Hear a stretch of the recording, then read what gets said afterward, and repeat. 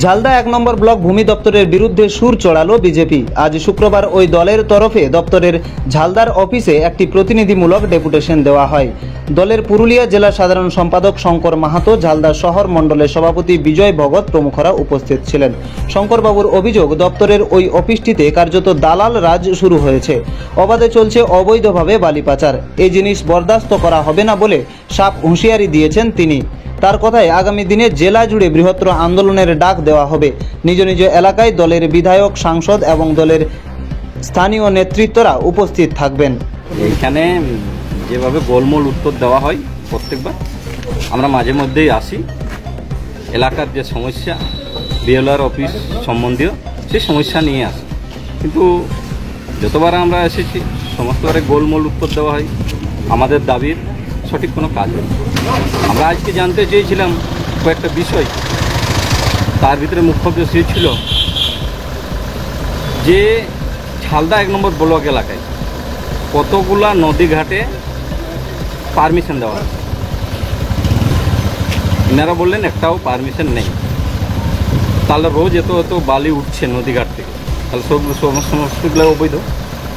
আমরাও বলছি যে বালির জন্যে এলাকায় উন্নয়ন যেন ব্যাহত না হয়, চলুক, কিন্তু নির্দিষ্ট রেট করে দাও। ঝালদার লোককে ৫,০০০ টাকায় ১ ট্রাক্টর বালি কিনতে হচ্ছে। আমার বাড়ির সামনেই নদীঘাট থেকে ১ কিলোমিটার দূরে আমাকে ১৫০০ টাকায় বালি কিনতে হচ্ছে।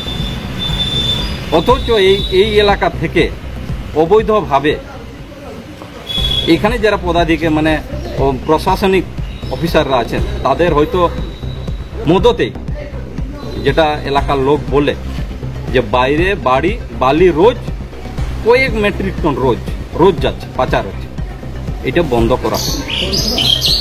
অনেকবার বলেছি, আজকেও বললি, কিন্তু মানে কাজের কাজ হয় না। আমরাও জানি এটা তো কাজের কাজ হবে না।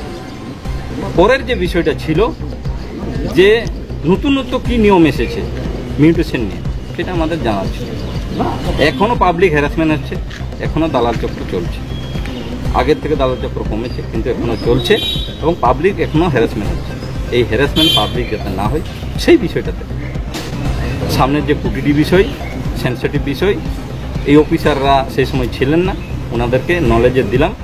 এই বিষয়টা নিয়ে হয়তো গুঞ্জন শোনা যাচ্ছে, হতে পারে, আগাম আমরা বলে রাখলাম এটা নিয়ে যেন সতর্ক থাকে।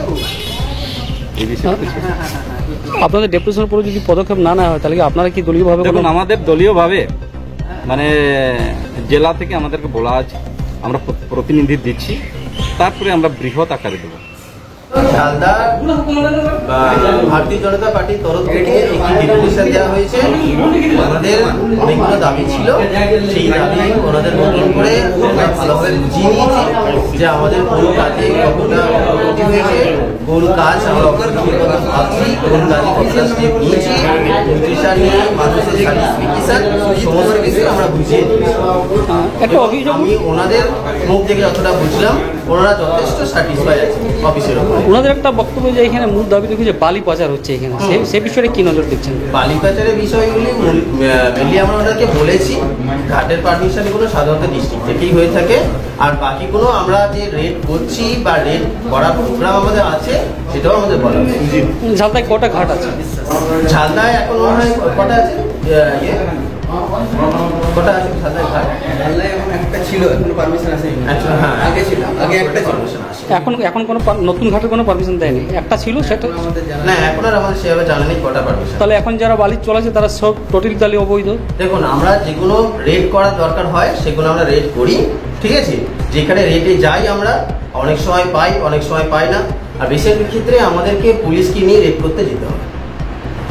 আপনার কি ভবিষ্যতে এই বিষয়ে কিছু চিন্তা ভাবনা করেছেন? আমাদের অবশ্যই রেডের চিন্তা ভাবনা তো রয়েছে, রেড আমরা করছি, রেড আমরা করব।